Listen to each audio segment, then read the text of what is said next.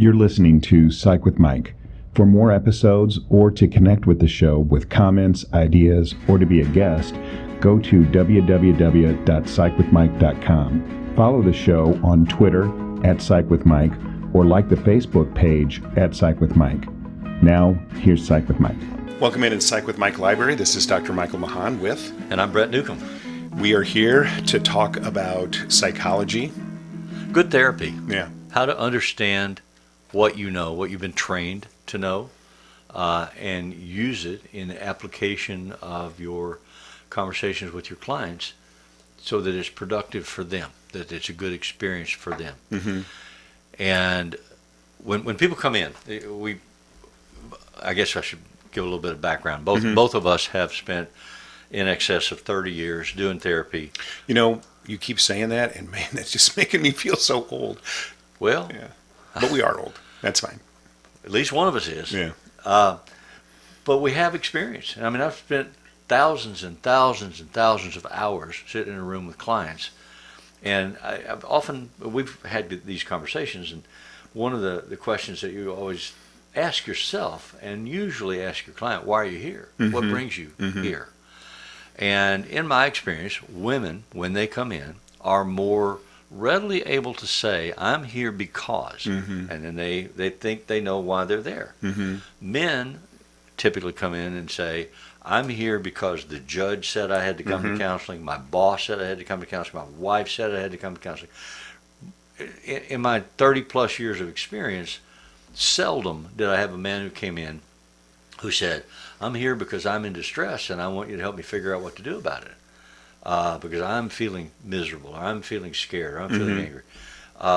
Typically, they will say, my wife said I needed to do this, or my preacher said, it'd be helpful if you go to counseling. Mm-hmm. So here I am, fix me. Oh, well, what's wrong with you? Well, I don't know. Right. Well, maybe you need to call my preacher. That's your job. That's your job. Figure it out. Yeah. So we were talking about this, and I casually mentioned that I thought there are sexual disparities, sexual role identification, having to do with the experiencing and processing of emotional states. Well, not only is that true, but I can prove it. All right. Big boys don't. Oh, you're going to do that one again. Cry, yeah. Fear is a sign of anger? Weakness. Oh, But I mean, everybody who's listening knows the answers to those questions, and those aren't written down anywhere. But if that's the way I heard that as a child is not big boys don't cry. The way I heard it was, if you need something to cry about, I'll give you something to cry about. Yeah. And I didn't have a sister, so I don't know if the message would have been different for a sister. But my brother and I were taught, suck it up. Men don't cry. Men don't do that.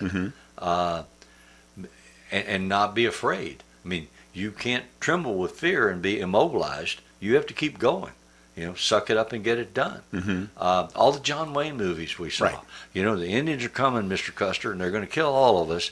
But we can't just sit here and crap in our pants with fear. We gotta die with integrity. Right. Bring them on. I'll take 4 or 5 with me. And we'd see movies that would replicate that messaging. Then you get a man in therapy who's in trouble with the law, or is in trouble in a divorce court for abusing his kids or slapping them around or whatever, because he has an affective structure that doesn't allow him to experience and release emotions in a positive way. Right.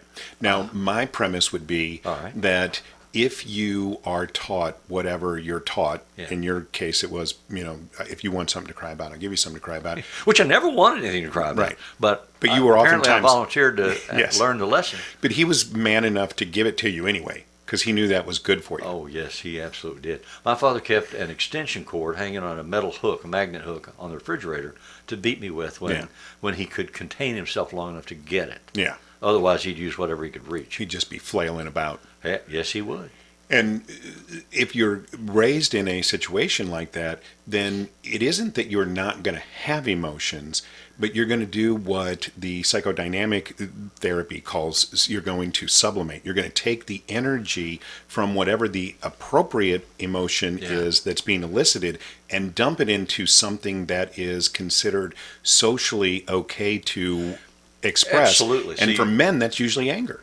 So it sounds like a paradox to say anger can be a positive force and can be used positively. Harness your anger and focus it in a positive direction. And the way that most of us males, were taught to do that, where and when I grew up, which would have been in the 1950s and 1960s, is put it into athletics. Excel on the football field or the baseball field. Hit the hell out of the ball and get a home run, and you can be a hero. And so you can pour all your rage and all your frustration and all your anger into smacking the ball or punching. I mean, we had boxing gloves. As a Christmas present, my father bought my brother and I boxing gloves. And then there were times when he made us put it on, teaching us not to fight. Brothers don't fight with brothers. Brothers fight against the world together. And so if he found out that my brother was in a fight and I didn't jump in to help him, then I would get a beating. And there were times when my brother and I were arguing with each other, fighting with each other, giving each other lip, and he would put our boxing gloves on us and make us fight physically until all the energy was gone and we couldn't raise the boxing gloves high anymore. Noses bleeding, lips busted, whatever. And I'm not sure what lessons we were learning then, except that dominants tell submissives what to do, and it hurts. So, but now, for perspective, I'm looking back saying, men culturally are trained to suppress and sublimate strong emotion. And even what we call good emotions, right? Like love, affect. So you get into like the love languages. How do you understand when I say I love you?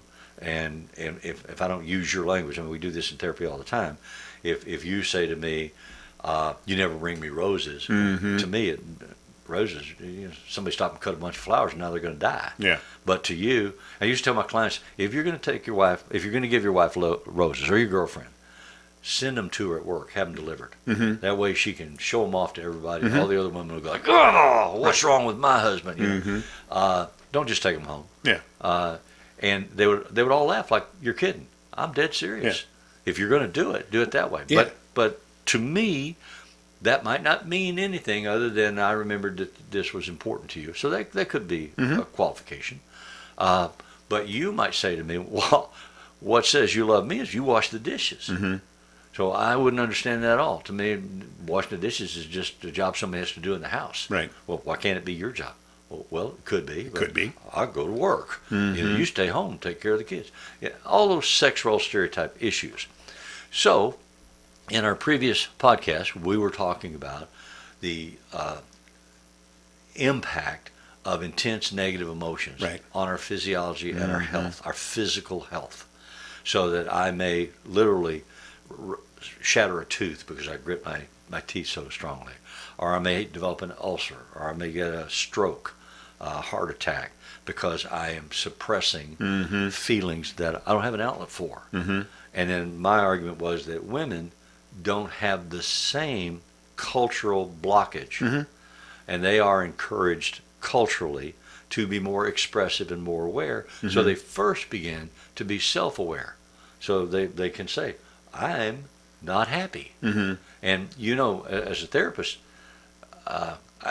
many times I have learned that a woman is much more capable, much more likely to come in a relationship and say, this is not meeting my needs. I want out, than a man. Typically, the man won't think that through that way. What they'll do instead is sublimate it, and they'll make an ass out of themselves. They'll start doing things which they can not claim ownership for. Well, I didn't do that on purpose, or I didn't know that, but that irritate her and make her feel non-positively reinforced till she gets to the place where she says, I can't put up with this anymore. I'm going to go. Then they get to be the helpless victim. What did I do? How come? I didn't know that. I didn't do that. So we do a lot of that in marriage counseling, those conversations. But let me ask you a question, and maybe just push back gently on, you said that, you don't have to be gentle. Women are not necessarily conditioned to sublimate emotion. But you tell a story about the family that you worked with where the woman was a sweet Southern belle. She couldn't experience anger. So I think that women do get those messages. It's just different. Well, different. categorically. Yeah. Yeah. The emotions that you're trained to not express for men and women are different. Yes. Yeah. But they can be different. And for instance, I do agree that anger can be harnessed and focused in positive and productive ways. But you have to learn the distinction. What is positive and productive? And so one of the questions we talk about when we try to do an awareness about emotional regulation, when you experience anger, can you recognize it? Because I've had so very many men in particular that say, oh, I don't do anger, and I'm fine, until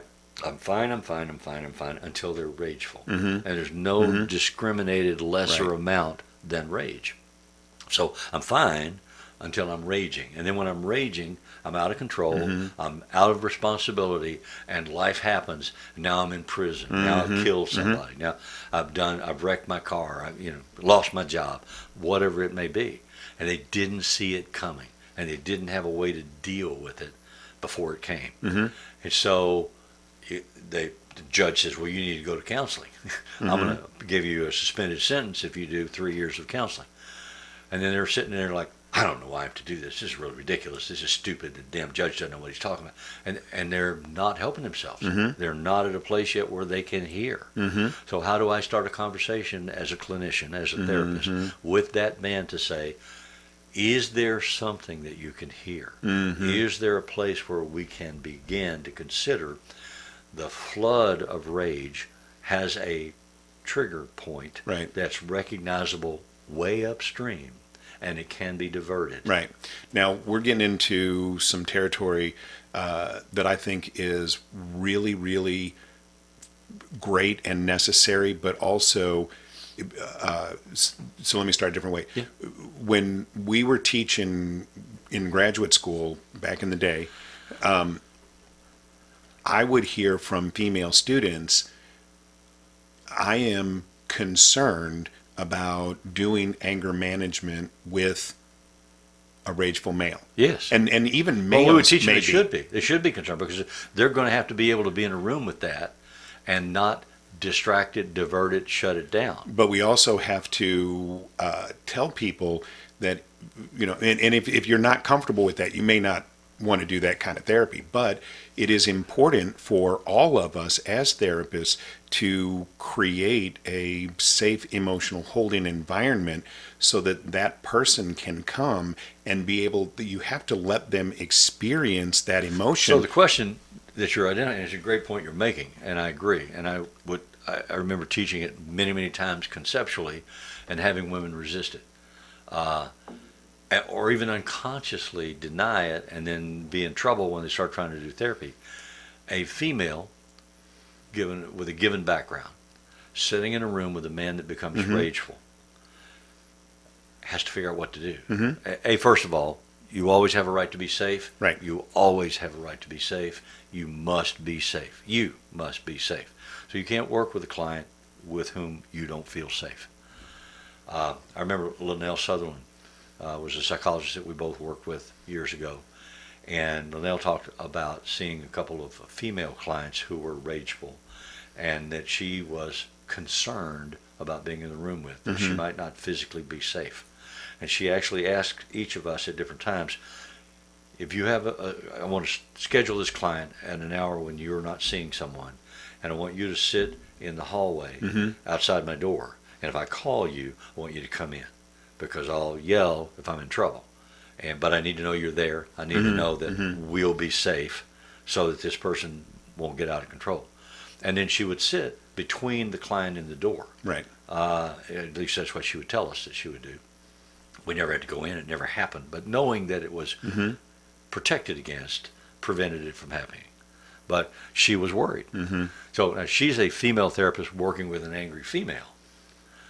But if you're a female therapist working with an angry, rageful, heavy presence man, or even a male who may feel uncomfortable in those situations. Yes. What we're saying is you just have to create an environment where you are safe. Well, what I wanted to make is, in our culture, women are raised to appease and satisfy, distract, solve the anger of the man before it boils over.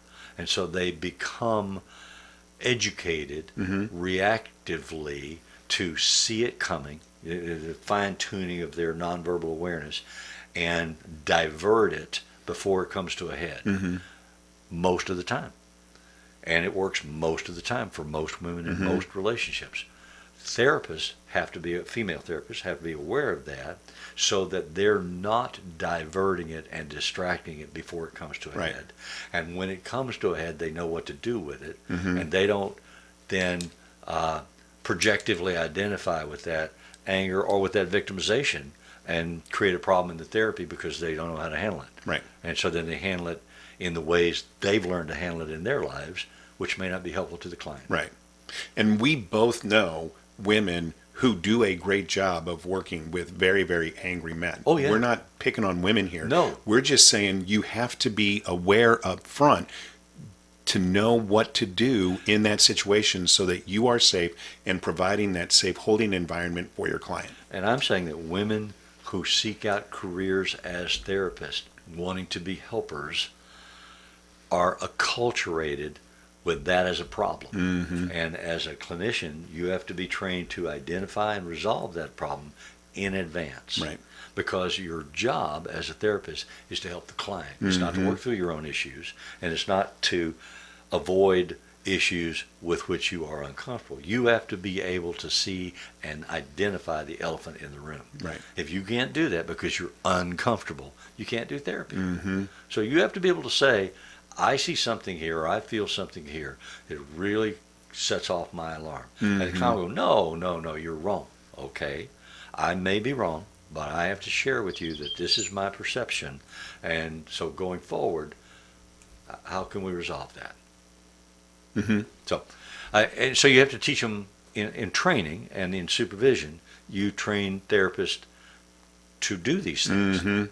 But that brings us back to the conceptualization. Right. Are men and women socialized differently to handle intense or negative emotions, or intensely negative emotions? And I think they are. Yeah. So I can remember vividly working with a couple, and I saw the woman some individually, but then I also saw them as a couple, and it was the worst story of childhood trauma that I've ever heard in my life. And she dissociated a lot and was aware of that and was working through that and had been doing so since she was, very, very young and became aware of it in college. And so one of her complaints in the context of therapy was that her partner got really angry and was, in her opinion, her perspective, aggressive. And he would say, I'm not aggressive. Anybody who knows me knows I'm not aggressive. I've never been aggressive. And I remember one day in therapy, he got really upset. And the first thing he did was stood up and I'm clenching my fists. If you're not watching this on the YouTubes, you can't see that, so that's bad radio.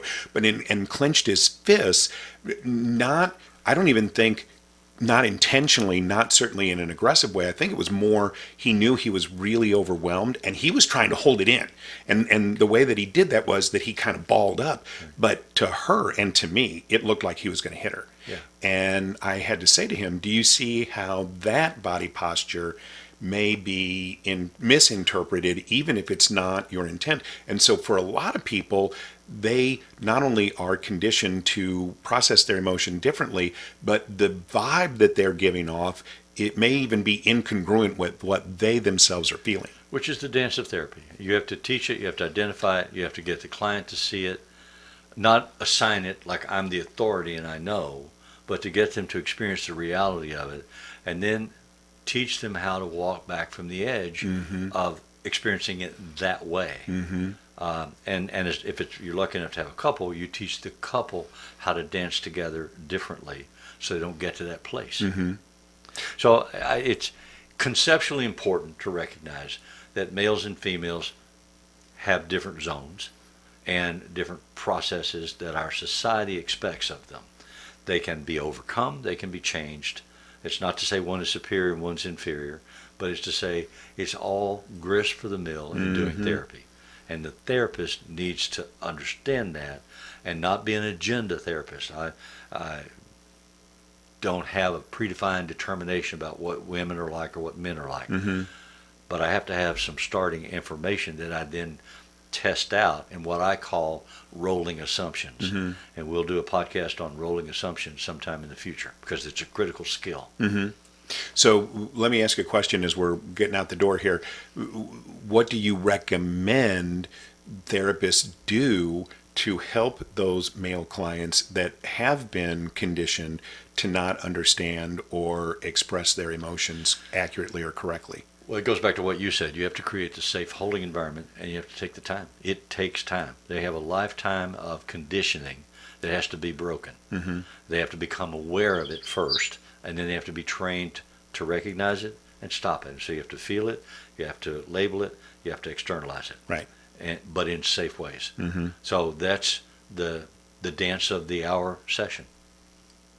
So hopefully you're enjoying us bringing the show back. We would love it if people would contact us. So we've had a couple of episodes now. If you have any questions about things that we are talking about, or you have something that you would like us to talk about that we haven't talked about, we would love to hear from you. You can get us on Psych with Mike and send us an email there. The music that appears in Psych with Mike is written and performed by Mr. Benjamin DeClue. And if it's Friday, it's Psych with Mike.